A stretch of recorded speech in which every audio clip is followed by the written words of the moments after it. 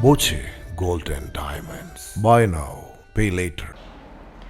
ദളിത് യുവതിയെ തൊഴിൽ വാഗ്ദാനം ചെയ്ത് പീഡിപ്പിച്ച സംഭവത്തിൽ പാലക്കാട് നഗരസഭാ കൗൺസിലർ പ്രക്ഷോഭിന് മണ്ണാർക്കാട് SC/ST കോടതി ജാമ്യം നിഷേധിച്ചു.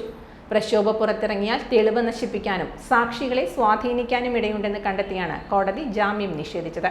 2 മാസം മുമ്പാണ് കൗൺസിലർ പ്രക്ഷോഭ് തൊഴിൽ വാഗ്ദാനം ചെയ്ത് ദളിത് യുവതിയെ പീഡിപ്പിച്ചത്. കാറിൽ വെച്ചും ഹോട്ടൽ മുറിയിൽ വെച്ചും പീഡിപ്പിച്ചുവെന്നായിരുന്നു കേസ്. പീഡന ദൃശ്യങ്ങൾ പുറത്തുവരികയും യുവതി പരാതി നൽകുകയും ചെയ്തതോടെ പ്രക്ഷോഭ് 2 മാസം ഒളിവിലായിരുന്നു. ഹൈക്കോടതി ജാമ്യം നിഷേധിച്ചതോടെ പ്രക്ഷോഭ് സ്റ്റേഷനിൽ കീഴടങ്ങി.